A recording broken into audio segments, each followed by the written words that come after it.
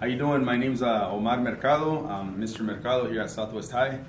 I think you wanted me to talk about a little bit about racism. When I think about the word racism, it comes like, you know, the whole World War II, Hitler, thinking of, everybody that's not blonde-haired, blue-eyed is inferior to somebody who's not blonde-haired, blue-eyed.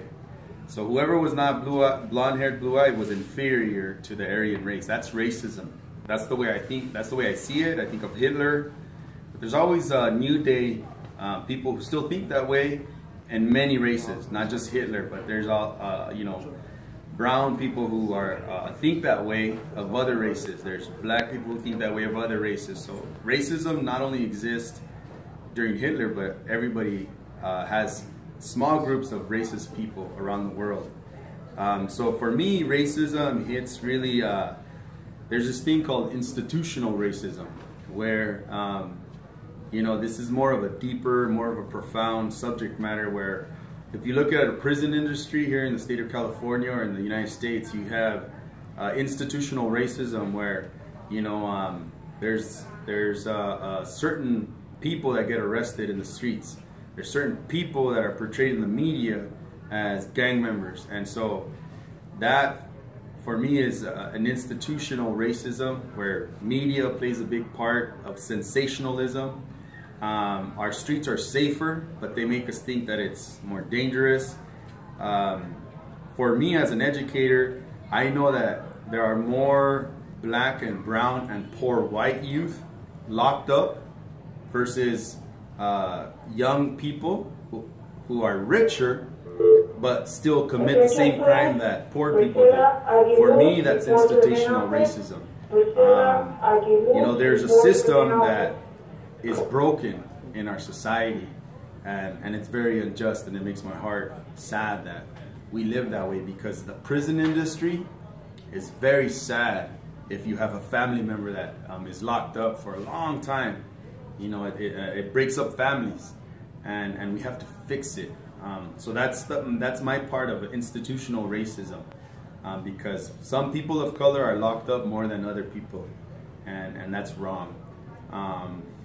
That's just me, how I see institutional racism and racism.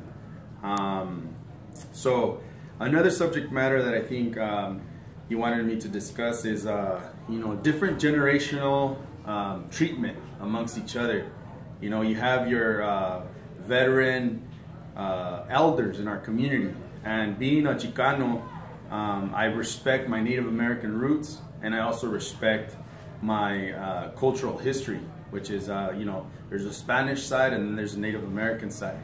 And so in our Native American roots, we are taught profoundly to take care of our elders.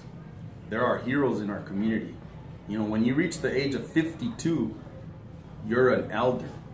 We respect you, we honor you, we give you the voice in the room, because we haven't lived to be 52, so you are our teacher. In the same format, we honor our children. We've been, there's a word that is being used, domesticated, colonized, to think of like children, like you gotta act this way. But children are innocent. They're learning. They should be outdoor, just playing. Being with Mother Nature. It's very soothing to be out hiking, getting dirty, getting dirt on your body, playing with bugs. That's all medicine. And so we teach the children. I was taught. My parents were taught. You got to sit down and listen. And so as a Native American, Chicano, I try to honor my elders, and I try to honor the children. And I'm not perfect, I'm just one person, but that's where I see the difference in our community right now. We're so bombarded by social media.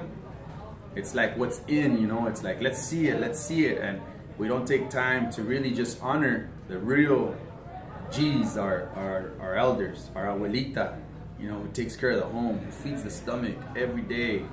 The father who's cooking, give him that respect instead of calling him a mandilon, making it like, hey, it's equal in the home.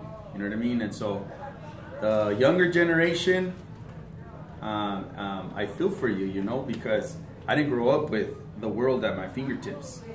You know, I didn't grow up that way. We still played outside till it got dark, playing games that we made up. And now you grow up a lot quicker because you have a phone on your hand. You have the world at your fingertips, and that's pretty stressful if you ask me.